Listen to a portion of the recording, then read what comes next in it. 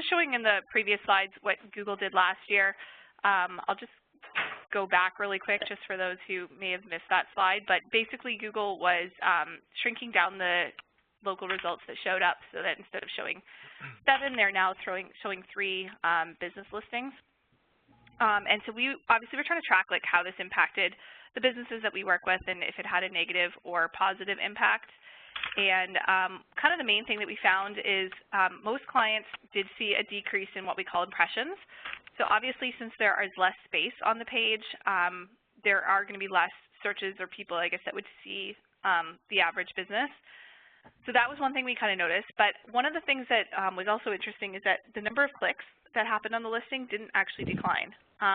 So even though less people were seeing the listings, the people that were actually interacting with the listings was about the same. And if the business was in the top 3, we actually saw an increase. So that was kind of a good thing.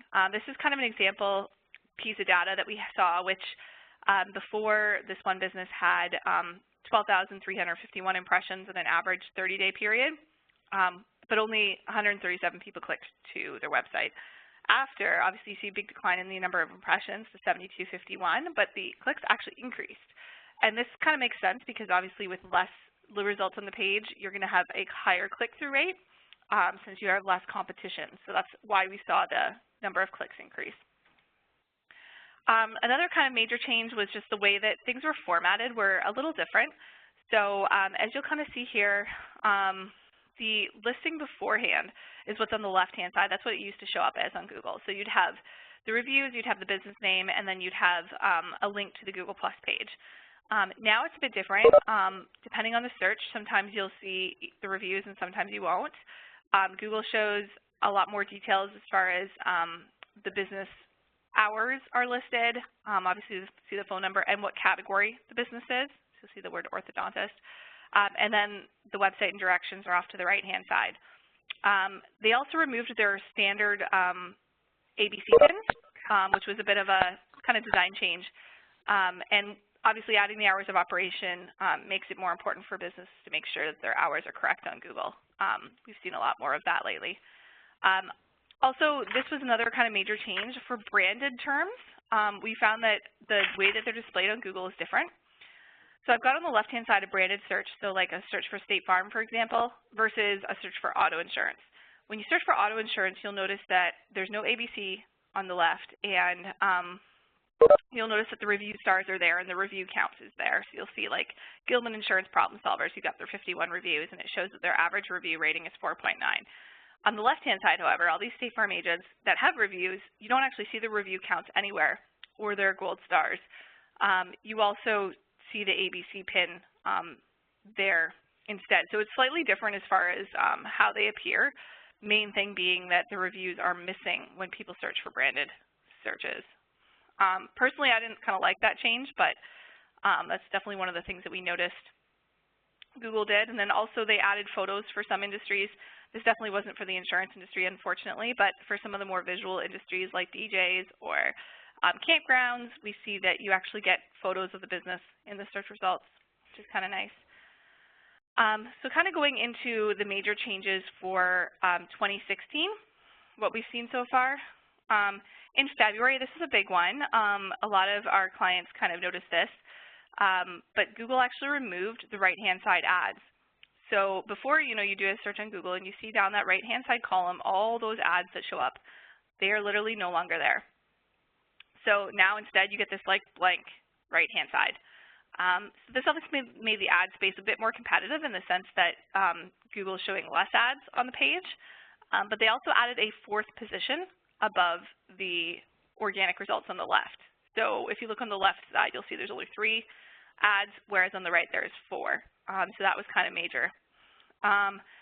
What we've kind of noticed as well is that there are ads now below the search results. So as you'll see on the right there, at the very bottom of the search results, Google's also showing ads. They're showing ads at the top and the bottom, but just not on the right.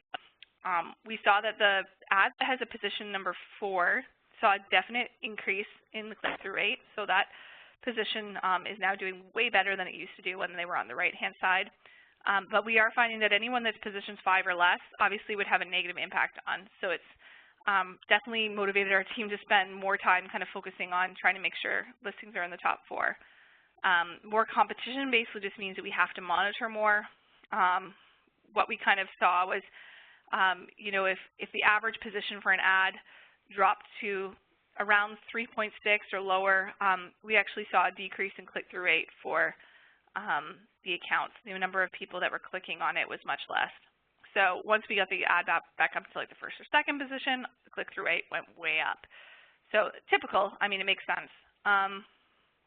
The other thing that was also kind of major that happened fairly recently in March, this was a feature that Google was testing out in California and I think 1 or 2 other states, but they had a compare service. Basically, when you did a search for like auto insurance on Google, you would get this really funky looking ad that I'm pointing to in the picture here, which has like logos and all kinds of colorful features that ads don't generally have, and it looks very enticing. You enter in your zip code, Google all of a sudden gives you all kinds of quotes from multiple insurance providers. This is what it takes you to when you click on to get a quote. It took you to this page where you can see like a bunch of different insurance options for the user.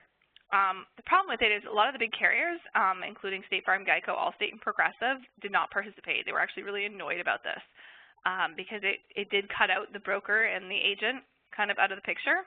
So that was a bit of a problem. Our agents in California were freaking out when this first came out because they were really worried about what it was going to do to their ads and their kind of presence in general.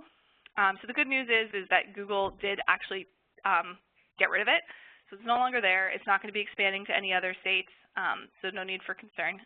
I'm going to actually be passing over the presentation to my coworker, Kyle, who's just going to go through 10 things that we've been noticing that business owners should start doing with some of these changes.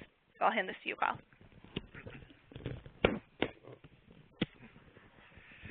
Good morning / good afternoon to everyone.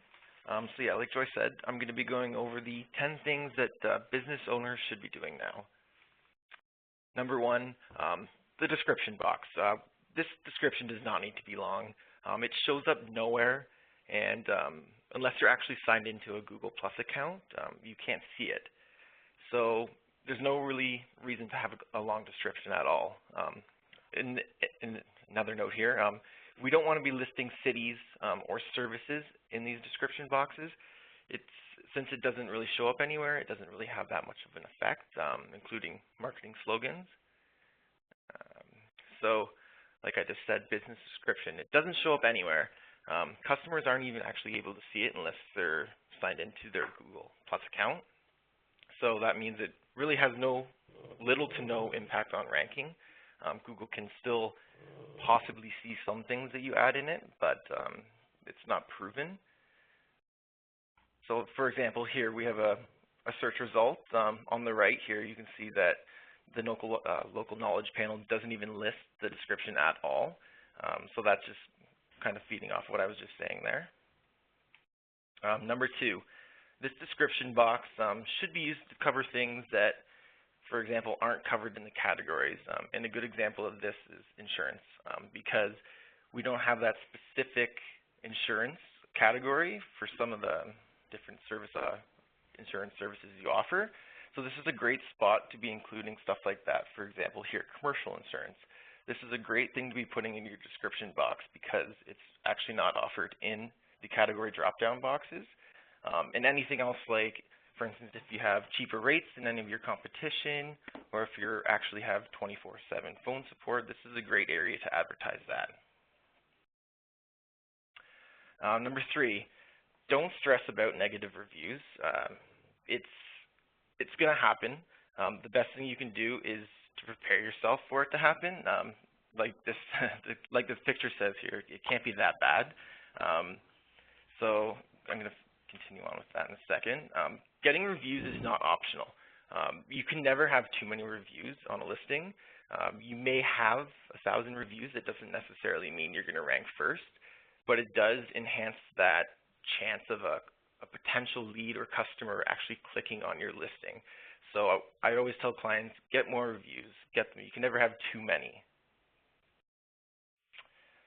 So feeding off that as well, where do we send clients or policyholders to leave a review on Google? Well, we have 2 options. The first one is the Google Maps. So you can actually write a review right there without being signed in. The other option would be to generate a link from any tools that you can get online. You can see them here. There's 2 examples at the bottom.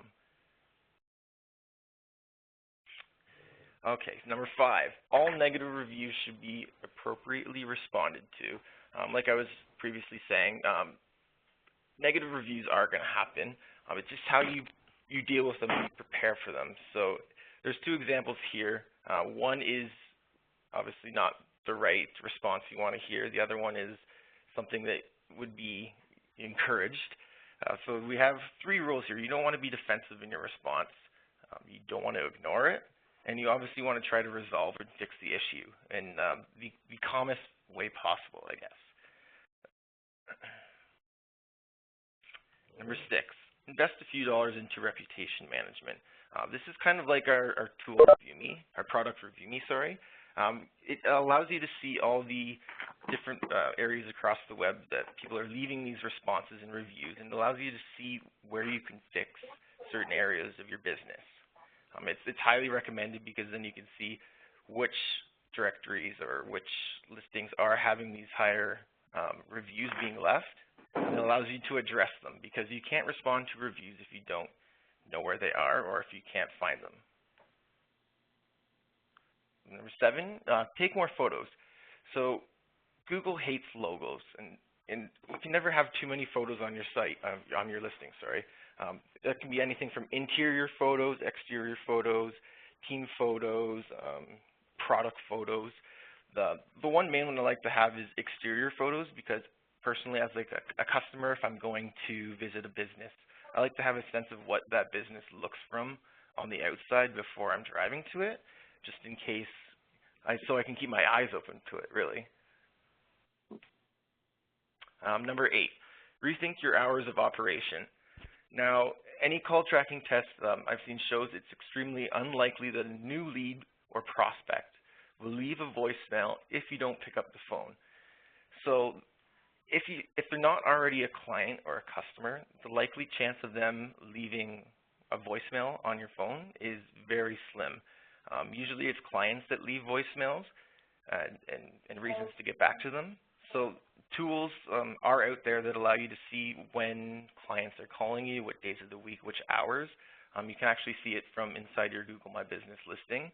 It's definitely recommended, though, to observe these and see if people are calling outside your operating hours, because then it maybe you want to rethink your actual opening and closing hours.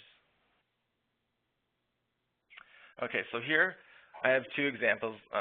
The example on the left is a little bit older. It shows your Google listing results here, and it has a ton of fake listings, fake and spammy listings. The one on the right, actually Joy took a screenshot of this morning, so it's been cleaned up. All the fake ones have been removed. This is something we really encourage.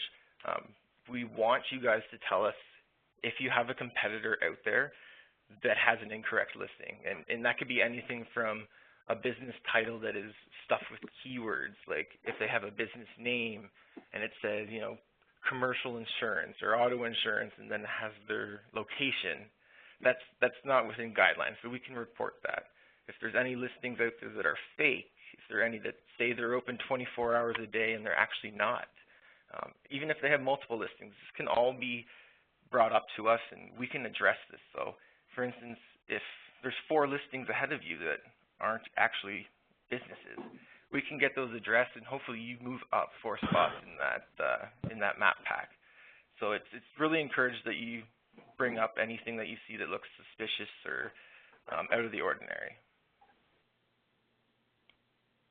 And lastly, don't waste time with Google Plus posting. It doesn't help ranking. Yeah, it's a spot for you to keep customers and clients aware of what's going on and communicate with them, but it actually has no effect on your ranking, so you don't want to put a lot of time into that. Yeah, it is nice to reach out to your customers every now and then and your clients, but you have to remember that that does not play a role in ranking. And lastly, the future of local SEO. So as you guys all know, internet marketing and the internet itself is it's growing so fast and it's always changing. The one thing that we do here is we try to stay on top of what's going on and what's changing. We always want to be one step ahead of the game, and I think that's what separates, businesses from each other. Is if they know what's going on, as if they're prepared for a change. So SEO will continue to become more competitive as the days go on and as things change. So getting ahead and staying ahead is really important, and that's what we are here to do for you guys. I'm going to hand this back over to Joy now. She's going to go over a couple of case studies with you guys. All right, so I'm just going to kind of go through a few examples of different insurance agents we work with and the problems that they had and how we went about fixing it. So in this first case study, we had this agent, State Farm agent that we were working with, and as you can see on her website here, she's open Monday through Friday, and her office hours do change on Tuesdays.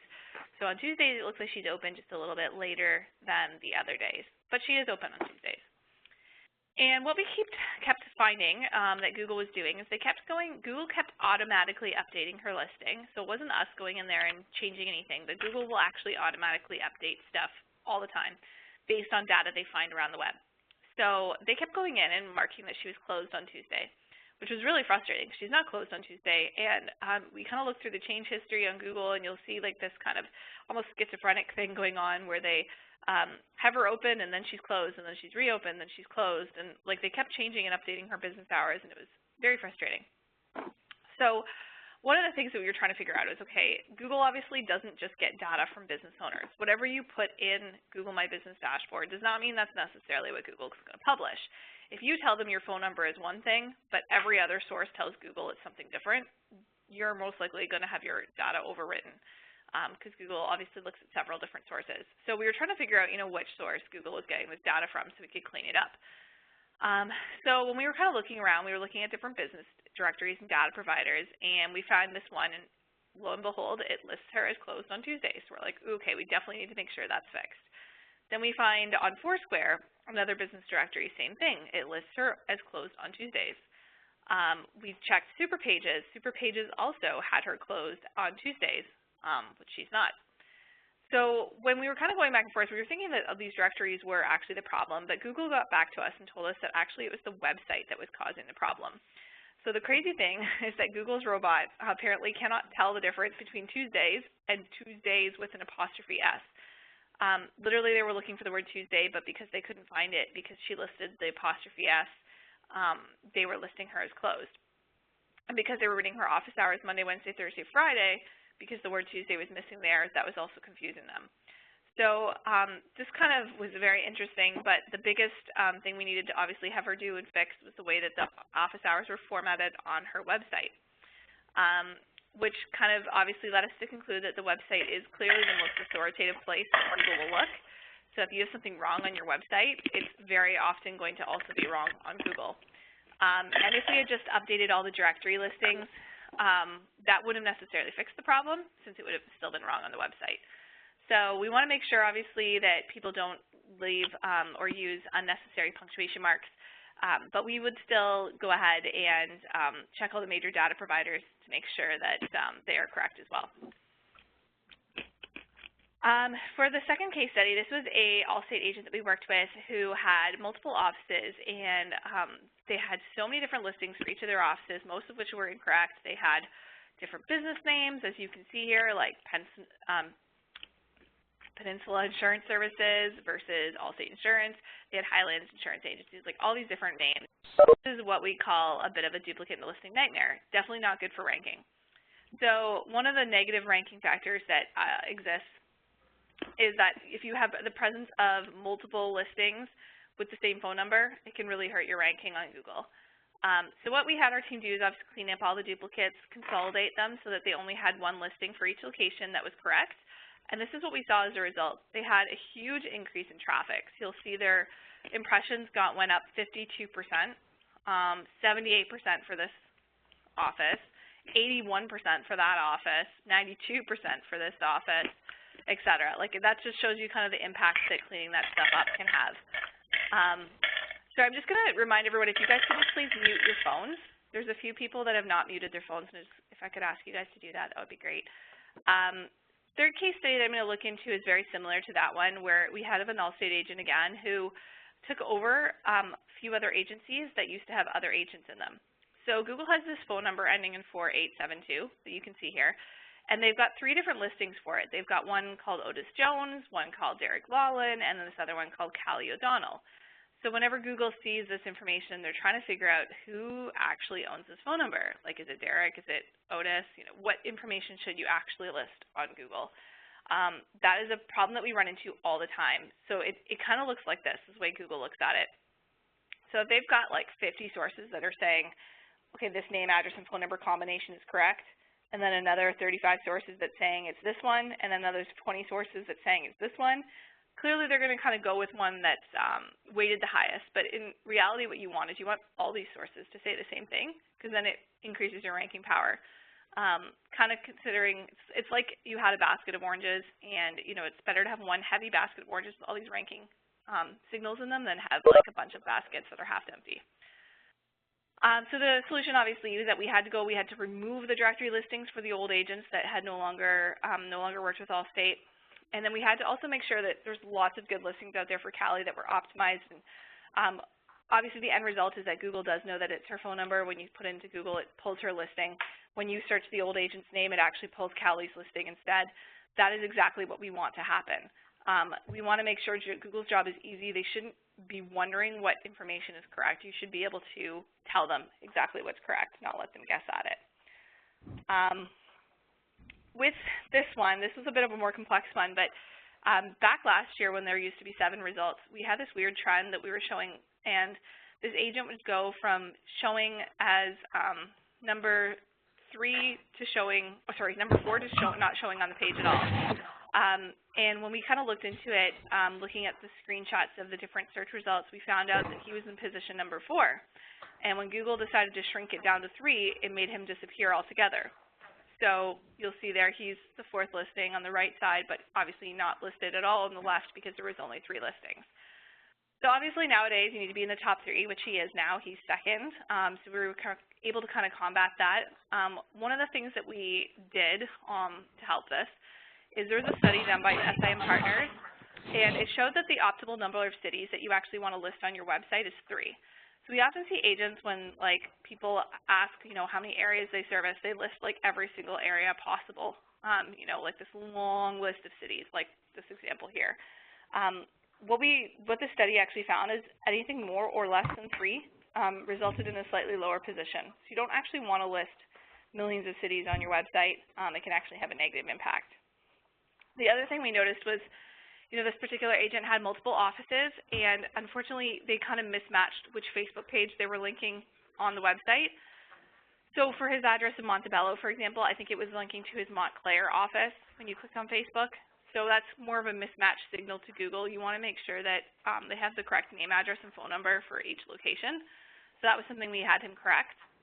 We also did an audit of his Yelp profile. Yelp is extremely important when it comes to Google because what people write in their Yelp reviews can actually impact where you show up on Google. And I'll show you an example here.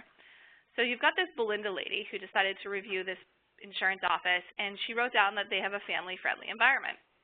And when you go to Google and you search family-friendly environment, like just again, not that anyone would do this, but just to show the correlation, this agent's listing is first. And it's pulling up first as relevant because of the comments made in this review. On a bad end, if you looked at this bad review, it was left for a different agency. They're saying, you know, the agent is rude and irresponsible. And when you go to Google and you type in irresponsible or rude, followed by insurance agent, you actually get that KCAL insurance agency that this person reviewed on Yelp. So there have been some tests and studies done on this, and you can directly impact where you show up on Google based on what people say about you on Yelp. So Yelp is really important, and we always make sure that we check out Yelp for the agencies we work with because depending on what they have in their reviews, it can make a big impact on their ranking on Google. Categories was another thing we looked at. You know, there's a bunch of different business categories that you can list your business in, and we wanted to make sure that he listed all the relevant ones. Another thing that we found for him was, like many agents we work with, he had another listing In his account, we looked, called Fontana Insurance. This was some office that he acquired years ago and kind of just took their client base and moved it into his agency. But the listing still existed, so we wanted to get rid of that. So that was one thing we were able to do. And all of that obviously resulted in an increase in ranking. This is another thing we've been running into a lot lately. I know State Farm has expanded and allowed some agents to get multiple offices. So we're seeing this a little more with State Farm than we used to. But Allstate agents have had multiple offices, a lot of them, for a while now. And one of the problems that we have is when you have an agent that's got two offices in the same city. So let's say, for example, this agent, Chris Draper, that we work with, he had two offices in Tomball, Texas. And so when you search on Google for Allstate, Tomball, Texas, the problem that we were running into is that he wanted his other office to rank. His one office ranked already as C, but he's like, guys, I want you to work on my other office. It's not ranking and get it to rank as well. So I know in his head he's probably thinking, I can have 2 of the 3 spots. That's amazing. Unfortunately, Google has a filter in place to actually prevent this from happening. They filter what they call duplicate content. And the problem with microsites that we run into with really pretty much all insurance agents, but your sites are very similar to each other. And we already fight that as it is, but when you have the same exact name on both sites, it's even more similar. So like they look at these 2 pages both that say Chris Draper, even though they have a different address, almost 90% of the content on the page is visible. So what Google will do is they'll actually filter one out. And I was able to show a screenshot here of what the results would have looked like if Google wasn't filtering it out, but they were. They were filtering out that 3rd circled one because they saw it as a duplicate of the first one. So what we decided to try to do instead is rather than working against Google, because frankly you cannot really fight this battle with Google's duplicate filters unless you want to change your name, which we've actually had agents try that and try different variations of their name, like, you know, David instead of Dave or Jeffrey instead of Jeff. I'll be honest, like we've tried those strategies. Those, again, still too similar. So what we always suggest doing instead is focusing all our efforts when it comes to Google on the location that Google is not filtering. So in Chris's case, we're like, okay, you know what? We're trying to get this other agency to rank, but your one agency isn't even first yet. So why don't we try making that higher? So what we did is we focused our efforts on that location that was already ranking, and we got him from C to A. So obviously he's going to be getting more calls and clicks as a result of being first, which is just a much better strategy than trying to fight against Google with this type of thing. For the case study number 5, this is something we find a lot with agents that move their offices. So a lot of times what happens is Google ends up marking your listing as closed because the office address you used to be at obviously no longer exists. So we had this issue where someone would go to Google and they'd search, you know, State Farm Brian Smith, because that's their agent, and they would all of a sudden see that he's closed, which is clearly very scary. This is what it looks like. So this was an agent I found in Dallas who had this problem. It's not hard to find these because they exist everywhere. People would search his business name and they'd see this ugly permanently closed box. Not ideal. So the good news is Google has internally a solution for this, but they just don't talk about it, so no one knows it exists. A lot of their phone support reps didn't even know it exists when I first kind of discovered it. And there's a lot of technical bugs. Sometimes it'll screw up as well when you move, so there's different things we have to look at. One of the things that can happen when you move your office is that driving directions on Google Maps will actually take people to your old office instead. So in a nutshell, we kind of just have to make sure we monitor this stuff to make sure that we can fix it. Whenever an agent moves, we kind of keep their listing on kind of like a watch list for a while to make sure that things are running smoothly. With this Brian Smith guy example, his kept moving back, like it would get fixed and then it would unfix. So it took quite a few tries for us to get it correct, but obviously with the updates and stuff that we did, we were able to fix it. Also, you know, for agents that move, a lot of times they're worried about, you know, maintaining the ranking. Part of what has to be done in order for that to happen is we have to make sure we go and update all the online business listings that currently reference the old address to make sure they're updated to list the new address instead. So that's obviously time consuming, but that's what needs to be done in order to kind of maintain. So the last tactic I was just going to show you guys was kind of in relation to what Kyle was a little bit referring to earlier, which is this whole concept of spam on Google Maps. So spammers are actually targeting the insurance industry right now. I'm a part of a volunteer program on Google Maps that actually reviews edits that are made by users to listings. And one of the biggest things we've been noticing lately is this crazy amount of edits that have been done to insurance listings. So what people will do is they'll find listings out there that agents maybe aren't actively monitoring, like no one's kind of paying attention to them. Generally these are for like agents that are close to retirement, or maybe an agent that's been around for a while but clearly never done anything with their listing. And they'll go ahead and they'll try to submit an edit to it to completely change the phone number or some other piece of information about the listing. So here's an example. This is an Allstate agent down in New Orleans. They have a verified listing, so they've claimed it and all that stuff, but this person here has gone in and tried to update their phone number. Now the scary thing is when you call the new phone number, it actually does ring to John's office, which is scary. But this is, again, spammers are getting smarter. What they're actually doing is they're buying a call forwarding number. They're setting it up to forward to the agent. And then as soon as, this edit gets approved, they're going to unconnect it and forward it somewhere else so that they can actually take those phone calls and route them somewhere else. I called this agent. I was like, have you ever heard of this 8793 number that someone is trying to change your listing to? They thought I was crazy. They kept telling me to go to their website, and they're like, well, clearly you can see, what our real phone number is, yada, yada. But I asked them several times just to kind of make sure I was getting the right answer. And they had never heard of this phone number. Definitely wasn't them submitting the edit. Obviously, this is a spammer. He did this for several other insurance listings as well. So who is behind this? Could be a bunch of things. Could be a competitor, right? Obviously, they could be trying to change your phone number to theirs to steal your information. That's probably the most unlikely one. Criminals, absolutely. Could be an identity theft thing. People record these phone calls, get credit card information, things like that. Biggest one, though, however, is lead aggregators. You'd be kind of shocked at how many lead companies actually try tactics like this in order to get leads that they can then sell back to you guys. Which there have actually been books written on recently just about how much fraud there is kind of going on there. So we wanted to tell you guys this, not obviously to scare you, but just to make sure you guys are aware of how important it is to monitor this stuff, because the people that are actually kind of winning in this arena are people that are winning by editing listings that no one is paying attention to. So obviously not being in that boat makes you guys kind of safe from this, which is good. Obviously, Google is never set it and forget it. That's the number one thing I always say. So, when you have a listing set up, it's not like you can just leave it and it'll just forever stay the same and magically just, stay ranking forever. If the listing is verified, meaning that someone has actually gone through and sent that little postcard that you get from Google and all that, there's a lesser chance that the edit will get approved. So, you have more security. And then also having someone monitor, if you've got multiple listings out there, or if, when someone Googles your business name, they're getting the right information. That kind of stuff is becoming more and more necessary these days. So one of the questions that I got in the chat box here, and feel free, anyone, if you guys have questions and you need to follow up with any of us after this call, feel free to reach out to your marketing consultant and ask some questions. If you want me to address any questions now, we've only got a few more minutes, so please do put those in the chat box. I'll go through this one question that one agent asked. This one agent was in New York, and they were looking on Google, and they noticed that in the local results, you see the Google reviews, but the organic listing does not have reviews. So for those of you guys that are noticing some organic listings showing review stars, I'll go ahead and see if I can maybe even pull up an example.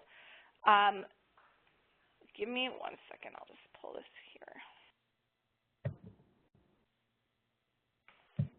Are you guys able to see my screen that has Google up here? Hopefully, okay. So you'll see the results, obviously local results, you've got this 3 box. You got the gold stars there, which is excellent.